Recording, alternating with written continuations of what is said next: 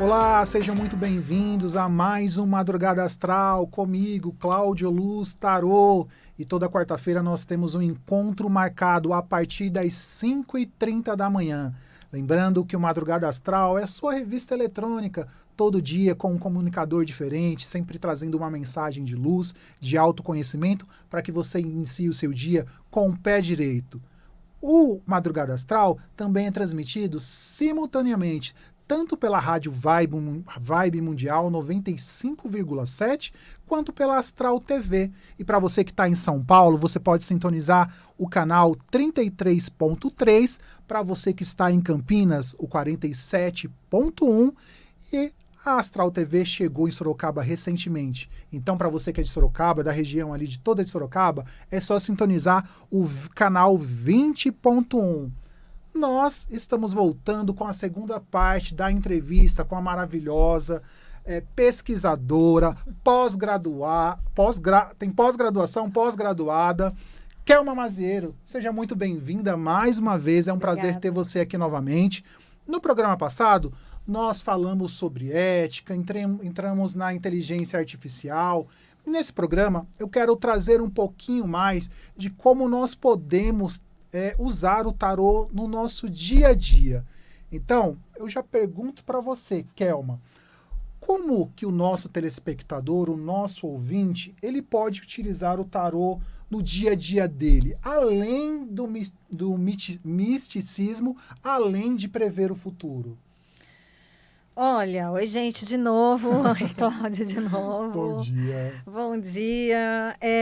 Então, eu acho que o tarô, ele é um retrato da vida, ele é um espelho da vida, né? Assim, se a gente olhar as imagens do tarô, a gente vê ali cenas e cenários que não são tão estranhos assim a gente. Tudo bem. É de um tempo um pouco, né, um pouco mais distante do nosso, mas a gente reconhece, a gente olha ali nas imagens e a gente reconhece. Uhum. Ou seja, o tarô é um retrato da sociedade, da realidade. Ele não tem nenhuma imagem que a gente, que está além do nosso imaginário, ou uma coisa que a gente nunca viu. Uhum. Sendo assim, trazer para o cotidiano, trazer para o nosso dia a dia, trazer para a nossa realidade, eu acho que é um dos papéis principais do tarô. Acho e úteis e produtivos, porque a partir do momento que você, por exemplo, faz um curso de tarô, aprende a jogar, e aí, gente, precisa aprender direitinho, né? Não vale pular, queimar etapa. Exatamente. Tem que fazer direitinho, mas assim, vai lá, aprende, faz um curso. A primeira coisa que eu, por exemplo, falo nos meus cursos é: joga para si mesmo. Né? Vira uma carta para você mesmo. Mas você não precisa necessariamente, como a gente falou no episódio anterior, no programa anterior, não precisa estar com um problema. Você pode estar ali num dia que você levanta e tira uma carta de conselho para aquele dia. Sim. E deixa essa carta conversar com você ao longo do dia. Pode parecer um papo meio louco esse, né? De deixar a carta conversar. Mas, na realidade, quando a gente fala para a carta conversar, é você observar no seu dia a dia como aquele símbolo se manifesta. Porque quando a gente tem essa troca com a carta, né? Eu olho para ela e fico, o que será que ela quer me dizer? E aí eu coloco aquilo em prática, em certa medida, e vou observando ao longo do dia o que acontece, como ela se dá, como é que a coisa funciona. Eu simbolizo o meu momento também. Sim. Então, isso é muito rico, é uma troca muito rica. Então, colocar o tarô no dia a dia, jogar às vezes, para uma orientação, para um conselho, não necessariamente só naqueles momentos muito complicados em que a gente está desesperado. Trazer para si o aprendizado. Isso é um autoconhecimento. Sim, né? Eu ia tocar exatamente nisso. Você se autoconhece ali nas cartas. Afinal, eu acho que eu ouvi de alguém que o tarô é conhecido como o livro da vida, né? Sim. Então, automaticamente, você vai se identificando ali em cada carta, literalmente. Sim. E é isso que é o bacana. Às vezes as pessoas falam, ai meu Deus, não, eu só quero saber o futuro. Não. É muito além disso. Por isso que nós falamos, é literalmente autoconhecimento. Então, como a Kelma falou, geralmente 99%, ela até citou isso no programa passado, que as pessoas buscam o tarô sempre quando estão naquele desespero. É. E não é somente isso. Não. É muito além. É muito além. Verdade. Kelma, como que você pode explicar para o nosso telespectador, por exemplo, não estou com problema nenhum na minha vida, mas eu quero me autoconhecer. Como que o consulente chega até você neste momento para uma consulta de autoconhecimento? Como que as cartas vão conversar ali com esse consulente, com essa pessoa que busca se autoconhecer? Olha, a gente tem, você sabe, né? A gente tem muitos tipos de jogos e tiragens, né? A gente tem método, a gente tem... O tarô, na verdade, a prática oracular, ela parte de um sistema. O oráculo, gente, ele vai funcionar porque ele é um sistema. Né? Acho que isso não quero tirar a magia do rolê, já tem bastante magia, né? Sim. Mas é importante a gente entender que o oráculo é um sistema. Então, quando a gente parte de um sistema, a gente usa método, a gente tem tiragens, é como se a gente tivesse devidamente paramentado, de fato. É como não, a gente está devidamente paramentado para fazer o que a gente achar que naquele momento é necessário. Então, vem as questões preditivas? Vem às vezes, né? Vem as questões de angústia? Vem. Mas é absolutamente possível a gente lançar mão de algumas tiragens para analisar o momento da pessoa, por exemplo. Onde, quando a gente faz, por exemplo, uma mandala, que você conhece, né? Ele está rindo. Ele sabe. Quando a gente faz uma mandala, por exemplo... Ali a gente tem questões ligadas à tendência, a gente tem algumas informações necessárias para o momento, mas eu acho que é como você falou, para além disso, quem é essa pessoa nesse momento, como ela está reagindo e interagindo com essa fase de vida que ela está enfrentando, como ela está se expressando no mundo, como ela se relaciona com pessoas... o que esse trabalho que ela exerce hoje representa para ela, como é que ela se relaciona com a vocação, como é que ela está existindo na vida social, na família. Ou seja, a gente tem ali muita informação que dá ferramenta para você viver. Né? A gente não quer tirar a liberdade de escolha. Então, quando a gente fala muitas vezes em oráculo, dá aquela sensação de... As cartas vão falar tudo o que vai acontecer comigo. Sim. E, assim, não precisa ser assim. Nós temos hoje muito mais livre-arbítrio para escolher, para decidir, para se posicionar, para mudar. Tem coisa que a gente não escolhe. A gente não escolhe quando fica doente, a gente não escolhe, infelizmente, quando a gente perde pessoas que a gente ama. A gente não escolhe. Porém, outras tantas coisas a gente escolhe. Coisas que... Há um século atrás, a gente não escolhia, por exemplo. Há um século atrás, eu, Kelma, aqui, mulher, não poderia estar com você aqui falando sobre nada, entendeu? Porque seria um espaço essencialmente masculino, por exemplo. Então, eu não poderia nem escolher ser taróloga, se bobear. Então, hoje a gente escolhe profissão, a gente escolhe se vai ter filhos ou não, a gente escolhe se vai se casar ou não, Todas essas escolhas precisam partir da gente em sã consciência, se percebendo. É óbvio que todo mundo tem um inconsciente que Freud já descobriu e que tem partes nossas que a gente nunca vai conhecer. Mas aquilo que é possível acessar em consciência, estando inteiro ali... Que muitas vezes nem percebemos. Exato, é essencial, né? E que alguns autores até colocam essa consciência como sendo a nossa parte espiritual. No sentido de que quando a gente está efetivamente consciente do que a gente é, de quem a gente é ali, do que a gente está vivendo, ali a gente tem uma qualidade espiritual significativa.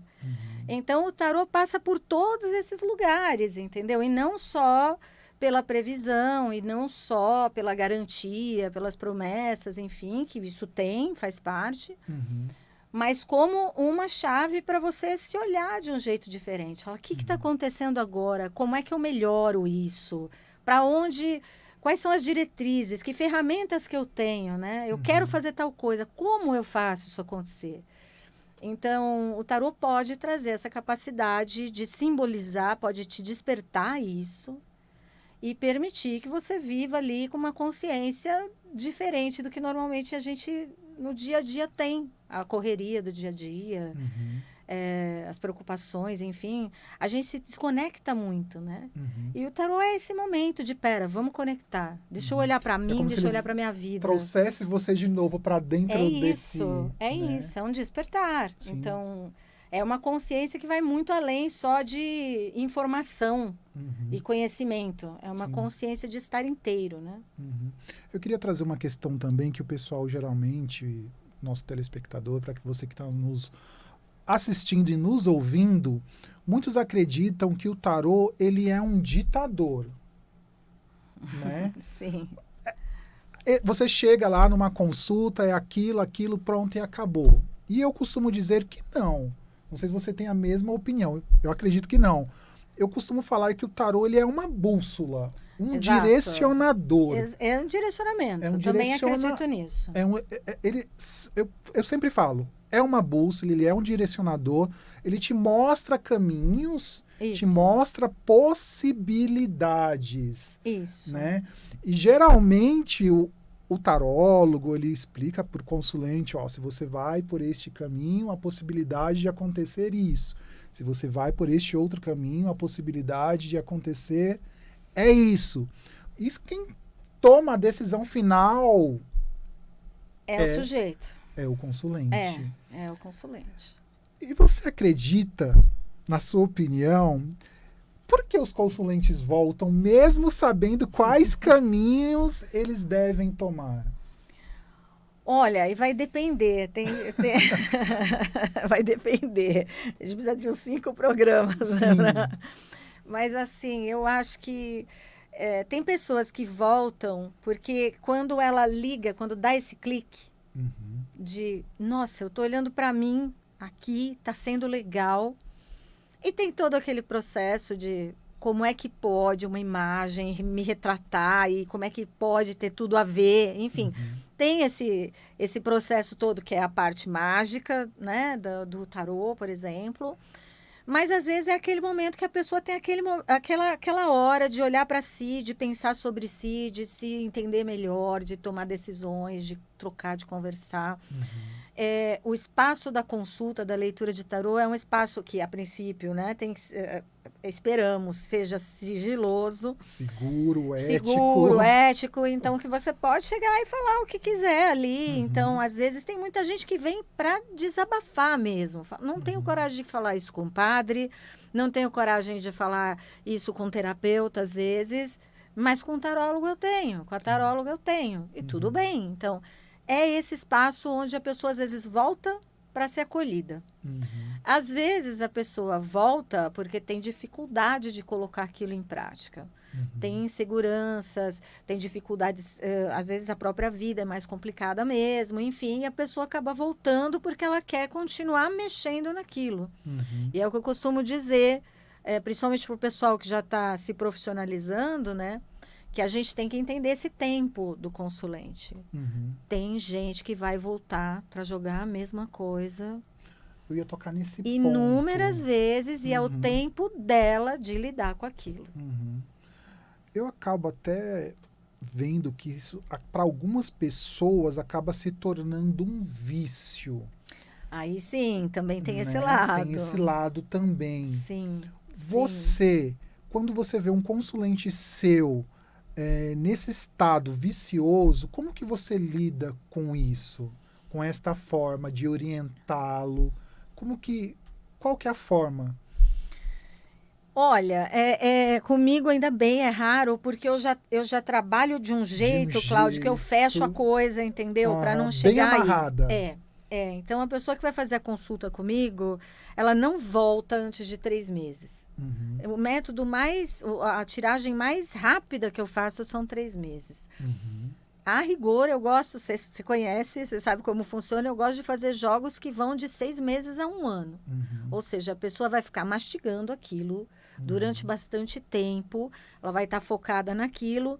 Então, a rigor não é para ela ter esse desespero eu preciso agora jogar para isso e jogar para aquilo. Porque quando a gente fica picando o jogo, a gente faz jogo picado, é isso que acontece. A pessoa joga para o problema de hoje, para o problema de amanhã, problema de depois de amanhã e a gente já perdeu total aí o controle da situação. Então, o ideal é a gente trabalhar com tiragens e com consultas que deem um prazo para a pessoa não criar esse tipo de relação de dependência. Porque daqui a um tempo, ela está jogando para saber se ela precisa ir na padaria agora ou daqui 2 horas. E aí você superficializa o jogo, né? E você cria um laço de dependência aí que não é saudável. Então, é super importante fechar desse jeito, estabelecer prazo de validade de jogo, conversar com a pessoa a respeito disso. E que acho que tem um argumento aí também, Cláudio, que é essencial. É a pessoa entender que jogar demais dá problema no sentido de dar erro mesmo.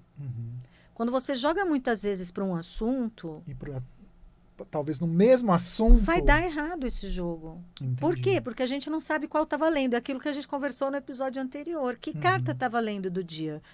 Né? Sim. Eu joguei a Imperatriz, ele jogou o Eremita, outra pessoa jogou a Papisa, outra... Que carta que é a sua carta do dia? Nesse caso, não é melhor você virar a sua carta do dia e aprender com ela e trabalhar esse autoconhecimento que você trouxe tão bem, né? Ao invés da gente criar esse tipo de vínculo. Então, eu acho que, assim, dá erro, isso eu falo para cliente quando... mas eu quero ver de novo. Se a gente vê, qual jogo vai estar valendo? Eu, particularmente, eu não abro... Não sei se acontece com você... Ali a pessoa chega para ouvir aquilo, vamos abrir novamente. Eu não costumo fazer isso. Não, nem confirmar jogo. Exatamente. Nem confirmar jogo, porque é o que é. Às vezes é frustrante. É frustrante. Às vezes você vira lá uma temperança atravessada no meio do jogo, né? E que você fala, puxa vida, é uma carta inconclusiva. É um jogo inconclusivo. Não é para agora. Não é para agora. Vamos respirar fundo. Até a gente se frustra às vezes. Você fala, puxa, eu sei que é importante. E, cara, saiu uma carta aqui que vai limitar a gente no entendimento. Mas não confirmar, não jogar em cima de jogo. E o nosso posicionamento nessa hora é importante. É explicar para a pessoa. Não só não quero jogar, mas a gente tem uma chance... de você se confundir mais. A gente tem uma chance de errar. A gente está saindo aqui de um prazo de validade que é importante. Então, acho que a técnica é sempre uma excelente estrutura para a gente se embasar, sabe? Porque é isso, o jogo tem um prazo de validade, consequentemente, a consulta não pode acontecer sempre. O jogo que a gente escolhe junto é um jogo que precisa ser respeitado. Jogar mais vai confundir. Então, são elementos que tecnicamente a gente explica. E permite até que a pessoa compreenda que o tarô não é essa ferramenta milagrosa que resolve a vida dele. Exato. Nesse mundo de superficialidade, a gente falou até de algumas lives de TikTok. Você falou também, por que não tirar uma carta do dia para si mesmo, né? Você, como professora de tarô há mais de 30 anos, trabalha com tarô, pesquisadora. Qual conselho você daria para quem quer começar a estudar tarô hoje? Para começar a tirar mesmo aquela cartinha de conselho de forma responsável. Qual seria o primeiro passo? Estudar. Fazer um curso. Um curso, não aqueles de R$30 que você aprende. Não, de R$9,90 não é de um nem fim de pelo semana. valor. Exato, não é nem o valor. Não é nem o valor, eu vou aprender em uma semana, não. Gente, acho que assim, nesse sentido, a gente também falou isso no episódio anterior sobre a questão de as pessoas falarem o que elas... Na verdade, elas procurarem na internet aquilo que elas querem ouvir, né? Eu acho importante, quando a gente vai procurar um curso de tarô, quando a gente vai procurar uma consulta, dá uma pesquisada um pouco mais a fundo, né? Presta atenção nos critérios que você está usando para pesquisar. Então, é assim, não é necessariamente o número de seguidores que vai fazer um profissional qualificado, tá? Não é. Não é porque é influencer que vai ser profissional. E vice-versa também, não é porque é profissional que é influencer. Então, assim, você pode gostar de um perfil de alguém que é influencer, por exemplo, com tarô, você pode gostar, você pode acompanhar, mas assim, observe se ali existe experiência e respaldo suficiente para te ensinar alguma coisa, né? Voltamos à questão do uso crítico. Então, qual é o critério que você está usando? Não é número de seguidor. Não é uma pessoa que apareceu ontem com um marketing pesadíssimo. Pesado, um tráfego pago. Exato, que depois não consegue terminar curso, porque isso está acontecendo muito, Cláudia. As Sim. pessoas oferecem curso, uma turma gigantesca de aluno e a pessoa não dá conta de terminar. Sim. Ou a pessoa só desaparece, ou sei lá, dá um burnout, porque fica exausta, porque não tem experiência para dar conta de um curso com muita aula, muito aluno, muita informação.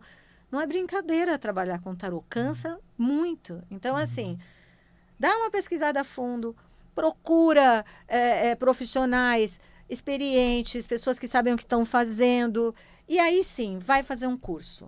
Faz um curso com alguém com quem você se identifica, e aqui eu não estou falando da marca da bolsa, eu estou falando que tem que se identificar com a comunicação, com a proposta da pessoa, alguém que te acolhe no sentido de você sentir que ali você pode confiar, e aí você vai fazer um curso, provavelmente um curso inicial ou até um curso de formação que seja, que não precisa ser R$ 9,90, mas também não precisa ser 5.000, né?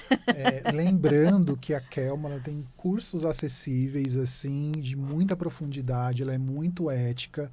Então, para você que está nos ouvindo, para você que está nos acompanhando pela Astral TV, acessa lá o www.kelmamazieiro.com, tem a parte de cursos lá. E, se eu não me engano, você iniciou até um curso nesse final de semana. Foi, eu estou agora em processo. Arcanos Menores revisitados. Estou em processo. Então, assim, quer iniciar um curso de tarô com uma pessoa confiável, vai estudar, mas eu indico. E, gente, a minha professora maravilhosa, Kelma Mazieiro. Kelma, e para quem não tem condições financeiras no momento de pagar, quero comprar este curso, tem algum livro que você indica para que a pessoa pelo menos inicie por conta própria e de forma segura? Tem, olha, hoje, assim, livros também são investimento, né? Então, aí a pessoa também precisa se preparar para isso. Mas é assim, por exemplo, lá no meu site, no espaço de livros, tem e-book gratuito. Olha aí, gente. Tá? Para começar mesmo, é introdutório, é uma tiração de sarro, inclusive, que são 22 passos, porque estava na época de 3 passos para ser feliz, 5 passos, eu fiz 22 passos para você conhecer o tarô. O tarô. Porque não dá para conhecer assim tão fácil em 3 passos. Exato. Mas tem lá um e-book que acabou de virar até a estrutura de um novo curso que eu estou montando para iniciantes, mas tem o e-book gratuito. Tem também um audiobook comigo, que eu gravei há muitos anos, mas que ainda está disponível, que é super acessível o valor. Os meus livros... Aí já são livros mais específicos, aí eu acho que já é para quem já começou a praticar e começa a entrar naquelas dúvidas de mistificação e coisa e tal. Aí eu tenho 2 livros, o Abrindo o Jogo e os Fundamentos, que você citou. E tem a Bíblia do Tarô no Brasil, que é a do Ney Naif, a trilogia do Ney Naif. Esse eu indico, são 3 volumes do Ney Naif, editora Alfabeto. Ali tem, gente, não tem muita dúvida ali. Tem história, tem registro, enfim, tem tudo necessário, os arcanos e uma estrutura essencial para você pisar com firmeza nessa jornada. Nessa jornada. Mais uma vez, o nosso programa está chegando ao final. Foram 2 episódios, assim, excelentes. Se eu pudesse... Eu queria, assim, fazer vários episódios com Kelma Mazieiro. Episódio 1, 2, 3, 4, 5. Eu vou conversar lá aqui nos bastidores. Quem sabe não rola, né? Vamos ver a disponibilidade dela. Eu vou amar. Kelma, mais uma vez, muito obrigada. A conversa, assim, tanto do episódio 1 quanto do episódio 2, eu tenho certeza que foram maravilhosas. Enriqueceu o nosso programa. Foi um prazer ter você aqui. Eu me sinto lisonjeado, desculpa o nervosismo. Imagina, mas... eu que agradeço. Amei estar aqui com você. Muito obrigado. Amei te conhecer, meu bem. Muito obrigado mesmo. O nosso programa está chegando ao fim mais uma vez. Muito obrigado por você ter estado aqui comigo. O Madrugada Astral chega mais uma vez ao fim. Fiquem com Deus e até a próxima, se Ele quiser.